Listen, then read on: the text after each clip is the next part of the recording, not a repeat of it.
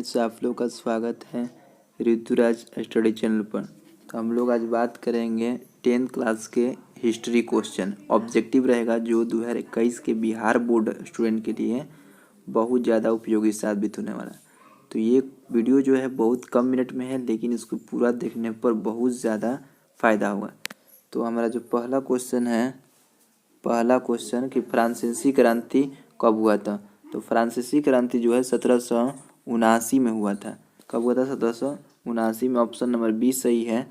और 1776 जो ऑप्शन है इसमें अमेरिका का क्रांतिकारी हुआ था। अमेरिका का हुआ था 4 जुलाई को हुआ था। 4 जुलाई 1776 में।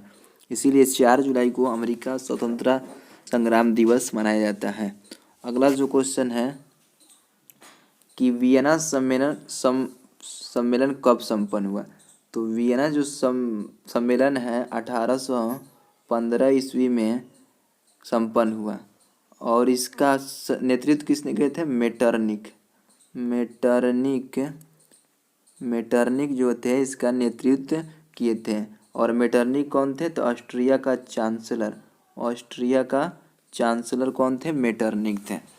अगला जो क्वेश्चन है क्वेश्चन नंबर 3, ऑस्ट्रिया की राजधानी कहाँ थी? ऑस्ट्रिया की जो राजधानी थी वो वियना थी। कहाँ थी? वियना में क्या हुआ था? वियना सम्मेलन कब हुआ था? 1815 ईस्वी में वियना सम्मेलन हुआ था। और इसका नेतृत्व किसने किया था? मेटरनिक किया था। मेटरनिक कौन थे? ऑस्ट्रिया का चांसलर थे। इसका आंसर कौन हो जाएगा? वियना सी। ये देखिए, बुडापेस्ट जो है हंगरी की राजधानी है। कहाँ की? हंगरी की राजधानी बुडापेस्ट। कैनबरा जो है ऑस्ट्रेलिया की राजधानी है। ऑस्ट्रेलिया की राजधानी क्या है? कैनबरा। पेरिस जो है फ्रांस की राजधानी है। किसका? फ्रांस की राजधानी पेरिस। अगला क्वेश्चन नंबर है क्वेश्चन नंबर 4, नेपोलियन का पतन कब हुआ था? तो नेपोलियन का जो पतन है वो होता है 1814 ईस्वी में। कब हुआ था? 1814 ईस्वी में नेपोलियन का जो हुआ था पतन हुआ था। पूछता है कि जर्मन राइन संघ का स्थापना किसने किया था? तो नेपोलियन बोनापार्ट जो थे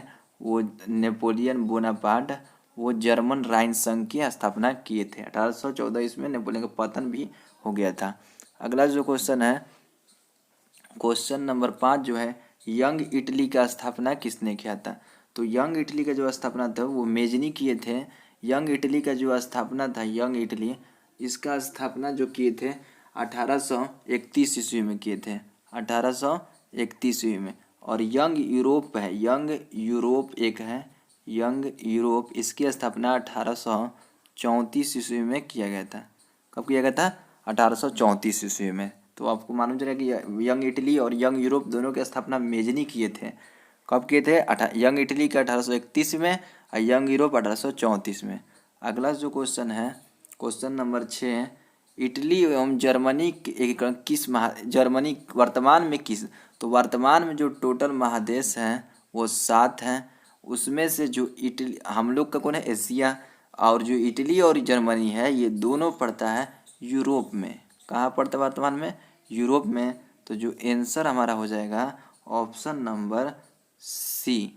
नंबर सी यूरोप में हो जाएगा। अगला क्वेश्चन काउंट कापूर को विक्टर एमुनुअल ने किस पद पर नियुक्त किया? तो जर्मनी के जो एकीकरण में ना, इटली के एकीकरण में 3 व्यक्ति बहुत थे इम्पोर्टेंट। एक मेजनी थे। पहला कौन थे? मेजनी। दूसरा थे काउंट काबूर। तीसरा थे गैरीबाल्डी। तो मेजनी क्या किए थे? यंग इटली और यंग यूरोप की स्थापना। गैरीबाल्डी लाल कुर्ती और ये क्या थे? नाविक थे। और काउंट काबूर जो थे विक्टर एमुनुअल ने उनको किस पद पर नियुक्त किया था? तो प्रधानमंत्री के पद पर नियुक्त किए थे। कौन? विक्टर एमुनुअल। किनको? काउंट काबूर को। अगला जो क्वेश्चन है क्वेश्चन नंबर 8, इटली और जर्मनी के एकीकरण में विरोध कौन था? तो इटली और जर्मनी दोनों के एकीकरण का विरोध जो कर रहा था वो परसा जो था, परसा उस टाइम का एक देश था। वो इटली और जर्मनी के एकीकरण का विरोध यानी कि नहीं होने दे रहा था। तो आंसर जो है परसा हो जाएगा। अगला जो क्वेश्चन है, अगला क्वेश्चन, गैरीबाल्डी पेशे से क्या था? तो गैरीबाल्डी का जो पेशा था वो नाविक था। गैरीबाल्डी क्या करता था? नाव चलाता था, यानी गैरीबाल्डी का जो पेशा था नाविक था। गैरीबाल्डी ने एक संगठन का स्थापना किया था जिसका नाम था लाल कुर्ती। लाल कुर्ती नामक संगठन का स्थापना किसने किया था? तो गैरीबाल्डी ने किया था। आंसर हो जाएगा नाविक। अगला जो क्वेश्चन है 10 नंबर, जालबेरिन एक संस्था थी। तो जालबेरिन जो है एक संस्था थी, वो किनकी थी? वो व्यापारियों की, बिजनेसमैन की संस्था को क्या बोलते हैं? उस टाइम जालबेरिन बोलते थे। तो आंसर जो हो जाएगा बी हो जाएगा, व्यापारियों की संस्था थी। 11 नंबर जो क्वेश्चन है कि 11 नंबर, रक्त एवं लौह की नीति का अवलंबन किसने किया था? तो रक्त और लौह का नीति का अवलंबन यूरोप के राष्ट्रवाद में बिस्मार्क किए थे। कौन किए थे? बिस्मार्क। लेकिन जब आगे के चैप्टर बात करेंगे तो भारत के बारे में बात करेंगे, भारत में किसने किया था भारत के राष्ट्रवाद में? तो वो थे सरदार पटेल, सरदार वल्लभ भाई पटेल, यानी कि सरदार पटेल हम शॉर्ट में लिख रहे हैं, सरदार वल्लभ भाई पटेल थे भारत के राष्ट्रवाद में। लेकिन रक्त और लौह की नीति का अवलंबन ऑप्शन में कौन है? बिस्मार्क, यानी कि यूरोप का राष्ट्रवाद पूछ रहा था, आंसर कौन जाएगा? बिस्मार्क जो थे यूरोप के राष्ट्रवाद में किए थे।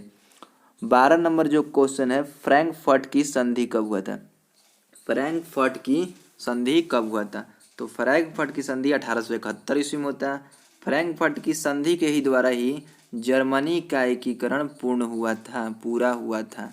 जर्मनी का एकीकरण पूरा हुआ था किस संधि द्वारा? फ्रैंकफर्ट की संधि द्वारा। कब हुआ था? 1871 ईस्वी में। अगला जो क्वेश्चन है, अगला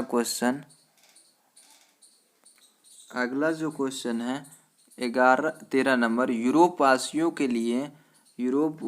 के लिए किस देश का साहित्य एवं गान प्रेरणा स्रोत था? तो यूरोप में एक देश था यूनान, यूनान से वहाँ के पूरा देश, यूरोप में जितने भी देश थे वो लोग साहित्य और विज्ञान लेते थे, यानी कि नॉलेज जो लेते थे वो यूरोप के यूनान से लेते थे। यूनान का जो राजधानी पहले था एथेंस था, एथेंस। यहीं पर पहला ओलंपिक स्टार्ट हुआ था। तो आंसर कौन हो जाएगा? आंसर ऑप्शन और बी, यूनान।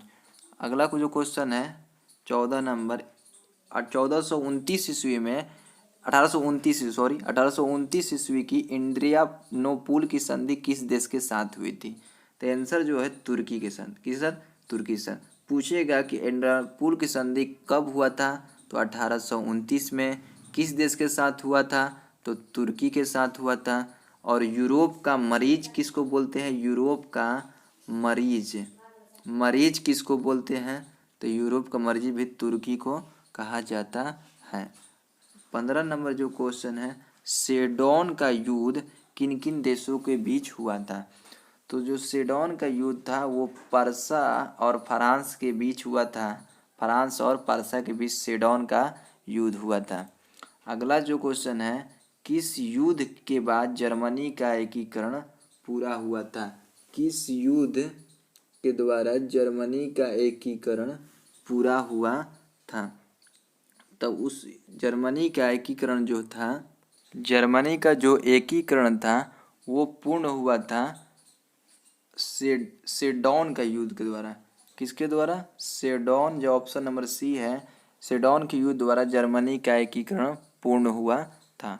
17 नंबर जो क्वेश्चन है, चार्टिस्ट आंदोलन, ये बहुत क्वेश्चन पूछा था। चार्टिस्ट आंदोलन जो था किस देश में, यानी कि कहाँ संपन्न हुआ था? तो चार्टिस्ट आंदोलन इंग्लैंड में संपन्न हुआ था। इंग्लैंड यानी कि उस टाइम का ब्रिटेन बोले थे इसी देश को, इंग्लैंड। ब्रिटेन ही बोलेगा तो सही हो जाएगा, इंग्लैंड ही बोलेगा तो चार्टिस्ट आंदोलन इंग्लैंड ब्रिटेन में हुआ था। अगला क्वेश्चन जो है लाल कुर्ती, ये बताया पहले हम लोग डील किए हैं कि लाल कुर्ती नामक संगठन कौन होगा? तो लाल जो कुर्ती नामक संगठन वो गैरिबाल्डी किए थे। गैरिबाल्डी का पेशा क्या था? नाविक थे, नाविक। और गैरिबाल्डी किसका लाल कुर्ती का स्थापना किए थे। अगला जो 19 नंबर है, किस संधि द्वारा जर्मनी का एकीकरण पूर्ण हुआ? किस संधि द्वारा जर्मनी का एकीकरण पूरा हुआ? तो जर्मनी का जो एकीकरण है फ्रैंकफर्ट संधि द्वारा। कौन से द्वारा? फ्रैंकफर्ट। और फ्रैंकफर्ट की संधि कब हुई थी? 1831।